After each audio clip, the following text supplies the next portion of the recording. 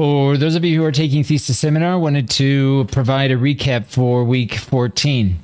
Many of the conversations we've had this week pertain to the method section.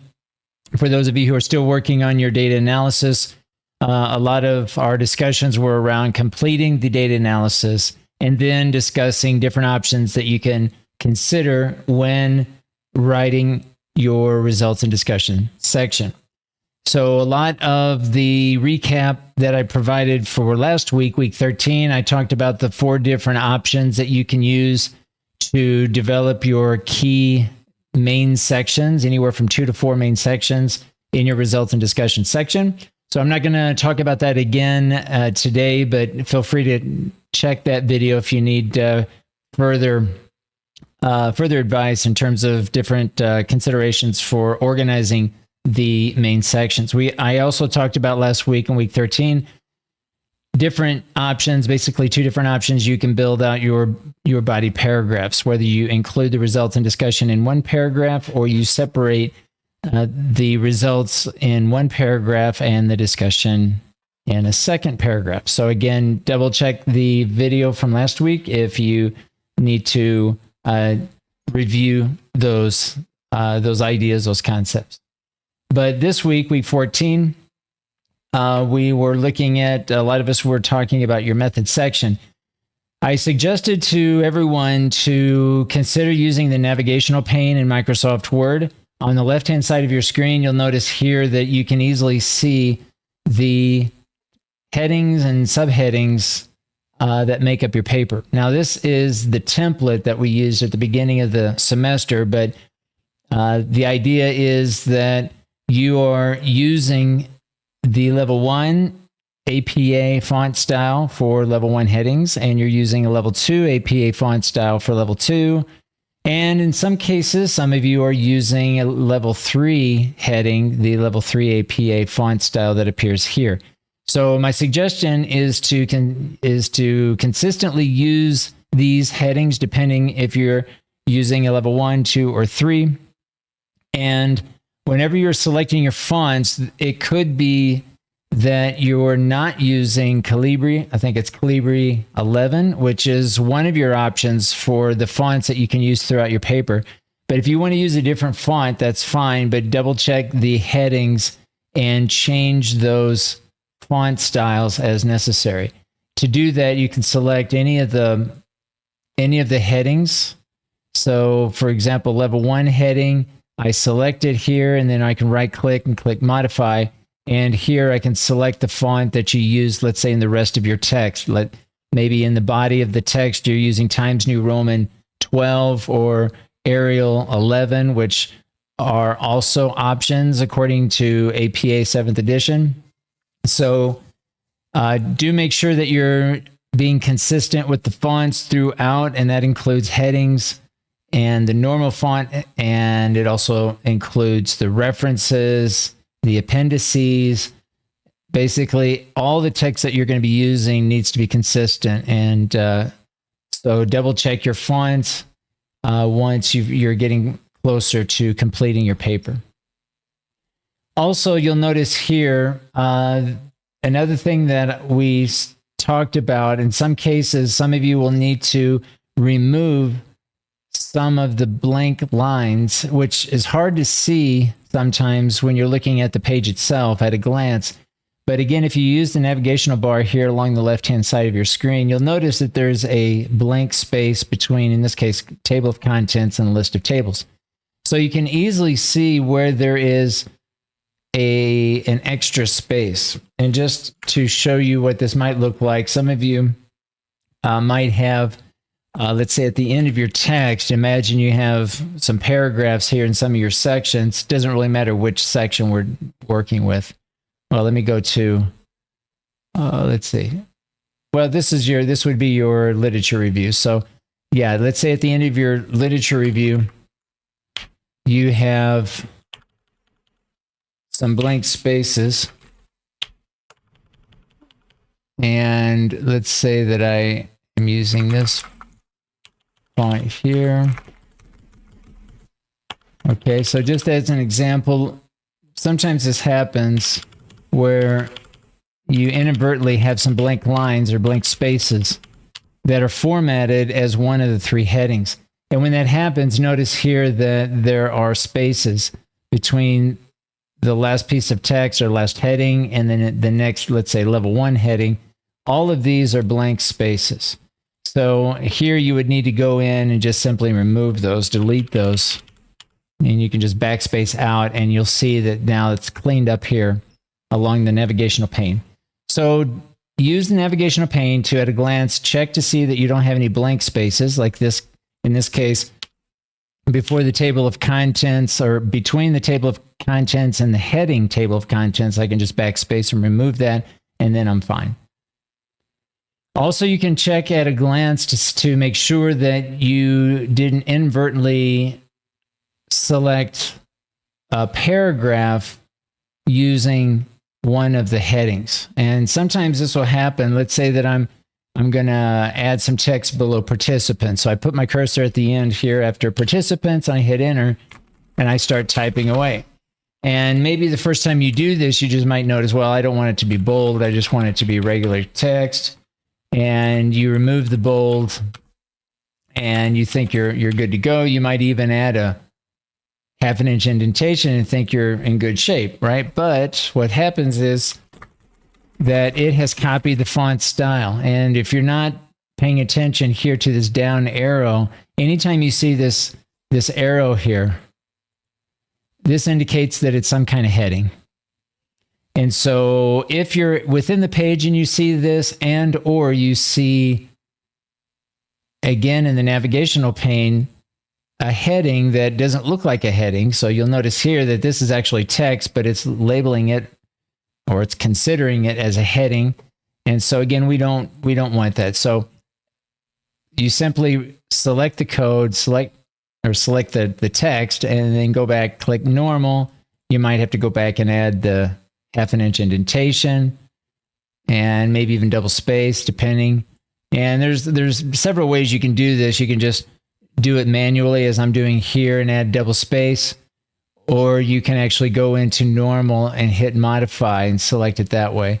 But again, I would want to make sure that I'm being consistent with the fonts that I have, or the font that I chose to use for my paper.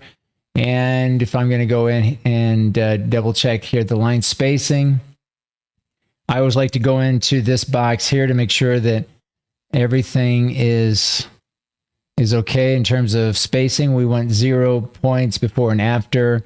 Double space, we want to click don't add space between paragraphs, and then we should be good to go. Also, double check that you don't have any extra spacing between any headings in text or between headings themselves. So in this case, this level 1 heading, level 2 heading, method and participants, and the text, and I'll just select all of this, needs to be just double space with no extra space. So again, I'm just going to go ahead and double check this. And if need be, just for clarification, I'll click again 0 space before and after, double space, and make sure I've selected this. Notice at the when we first opened this up, it was there was a dash or a hyphen there. We want to actually check this off to make sure that it's applying. And you'll notice here that there was extra space between the headings and the text. So if you go back to the video here, rewind it just a few seconds, you'll see the difference between how it appears now and how it appeared just a moment ago. This is how it should look. There's no extra spacing. Yes, there should be double space, but there should be no extra space between headings and text. And again, make sure when you are making these changes that you're selecting the text that you're checking. And I always recommend going into line spacing options. Of course, you can click here, double space, and double check that these options are set. But again, just for clarity, just to make sure everything's the way it should be, I check these 4 things. Spacing before and after, they should be set at 0. Line spacing, and this should be selected. Anytime that you see a space like line spacing and there's nothing here, this means that there are a variety. There are more than one line spacings that are being selected in your text. So So notice I selected this text from here, basically from participants down to the subsection title 3. And there's more than one. So in this case, I would probably select double space to force this to all the lines, making sure the rest, everything else is correctly selected. So do double check this when you're getting towards the end of your document, and just to make sure that there's no extra spacing throughout, that everything's more or less cleaned up. Some of the things we also talked about for the participants section was a couple of things, making sure that you mention that you're going to be using pseudonyms to protect the confidentiality of your participants. And what I mean by pseudonyms is a name that you assign to any teachers or students that you're referring to repeatedly. We want to personalize your story, so to speak, the way that you're presenting your results in discussion, by assigning a name. Instead of saying teacher A, teacher B, or student A, student B, it just makes it a little bit more personable. And if you assign a name, and again, it doesn't matter what name you assign it, as long as it's not their real name. And also in this section, we want to avoid mentioning the school. We can describe the school, if it's a public school, private school, maybe the size of the school, talk about anything related to the vision and mission, anything you feel is relevant, but avoid describing or mentioning the name of the school or anything that might reveal the school itself. Also in the participant section, I would make sure that you're citing the informed consent form. This is going to be your first appendix, and it's going to be your first instrument or your first appendix that you're going to mention in the methods section, and that's going to probably occur in the participant section. Some of you had to get some permission letters, and so if you had to get permission letters, then you can also mention those as well. So we have participants. We have a second subsection in the method section, instruments and procedure, and we have data analysis. Again, make sure that you have one paragraph per section. That is 3 paragraphs in total, approximately 500 words. Instruments and procedure, you're going to talk about each instrument and the type of information that you collected. Describe what the instrument is and maybe the purpose. And again, being as concise as possible.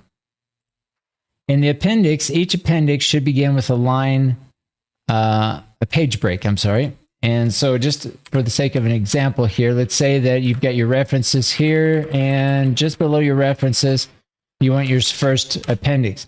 So to create a page break, put the cursor just before the appendix and select Control Enter. That's what I typically use, or select Insert Page Break. So right here, page break. I'm going to hit Control Enter. And notice now, if I were to add different lines, if I'm in the prior page,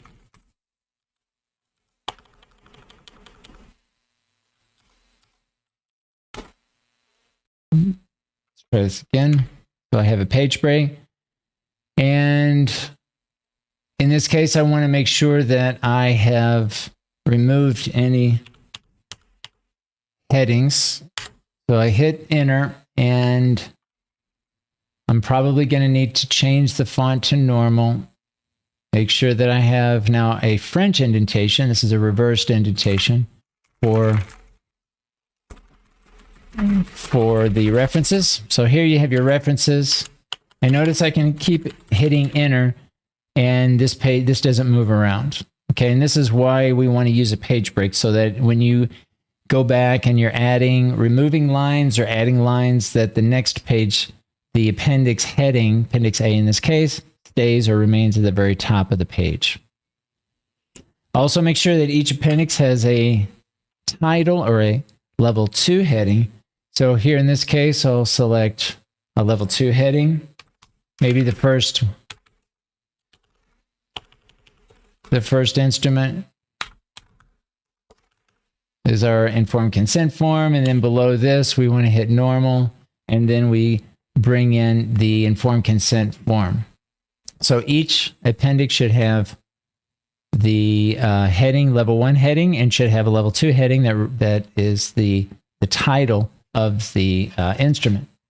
Now, if you're using interview guides, if you're using a questionnaire, I would indicate the participant that these apply to. So maybe it's a teacher interview, maybe it's a student interview guide, teacher interview guide. If you have multiple interviews, you might even, and especially if they're different, and use different guides for each one, then you'll number those. Maybe you have teacher interview 1, teacher interview 2, and so on.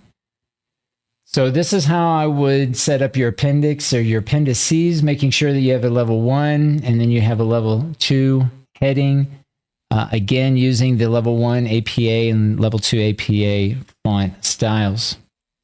If you do this correctly, it should not only appear in the navigational pane, but your table of contents, when you finish your paper, you can update your table, and all of the level 1, level 2, and level 3, if you're using level 3 headings, should appear in the table of contents. And you can easily jump around and get to wherever you need to get to, either from the table itself or from the navigational pane. Okay, so basically, this is what we talked about. Many of us had these conversations to kind of clean up our method section. When I say method section, I'm also including the appendices that apply to the method section. When it comes to the results and discussion, a lot of us were talking about our different options, how we want to organize your ideas. A couple of things that you want to take into consideration would be in the results and discussion whenever you're including direct quotes, which I would include a lot of direct quotes, a lot of specific information, that you are going to use direct quotes, the quotation marks, but you can also, you do not need to include a citation. You do not use a citation when you're quoting your participants. You do need to indicate, though, who's saying what. So maybe the teacher commented this, the teacher mentioned, comma, and then quotation marks, and then word for word what the teacher maybe said in an interview. It's not necessary that you state that it came from an interview. If you say that the teacher said this and you just say, that's going to be enough to know that it came from an interview. If the teacher said something in class, then you can say something like the teacher told the students in class that, quote, and then you have the quote, and then that will provide enough clarity between when the teacher said something in class versus when the teacher said something to you in an interview. Same thing would go towards a student quote, or anyone else, any other participants that you mentioned. Just provide enough context in your paragraphs to know, where the quote came from, basically. So I think, let me double check my notes. I think those are the main things here that I wanted to mention when it comes to your results and discussion section. Thinking about your direct quotes, not needing a citation. Also make sure that you include some kind of visuals. Now, if you'll notice here at the very beginning of your template, just below the table of contents, there's a list of tables and a list of figures. Probably next week, I'll include a video on how to include a caption in each of your figures and tables so that it can link back and automatically generate a list of figures and a list of tables, much like the table of contents. And so we'll talk a little bit more about that next week as we're getting closer to completing the first completed draft, which is due May 22nd. So I think one last thing here regarding tables and figures. Tables and figures. So if you are including a table, then maybe some of the tables were coming from a table or a graph or a chart that you used in your data analysis. So a lot of times you'll need to adapt a table that's more appropriate to the actual paragraph or paragraphs that you're developing for presenting your results in discussion. It's likely that the table that you used as for the analysis, or any chart or graph that you use for your data analysis, will not be exactly what you want when it comes to inserting one of those into your paper. So a lot of times, again, you'll have to simplify it, modify it, scale it down to something that's more, that's clear. Maybe it's more concise for the purposes of whatever it is that you're discussing there in your body paragraph. So I think we'll stop there. This has been a recap for week 14, things that we've been talking about, and continue to reach out to me if you have any questions or doubts about your process, wherever you are in working and finalizing your paper. Week 15, next week, we will not have our tutoring sessions as a requirement. I'll be scheduling tutoring sessions on a as-needed basis. So if you do want or need your tutoring session, make sure you're reaching out to me, scheduling time. Generally, I'm scheduling them in 30-minute increments and scheduling them from Monday through Wednesday.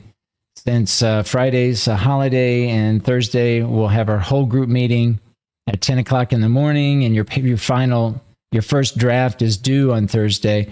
I anticipate a lot of you just working on finishing up your paper next week. But again, reach out to me if you do have any questions, or if you want to schedule a tutoring session.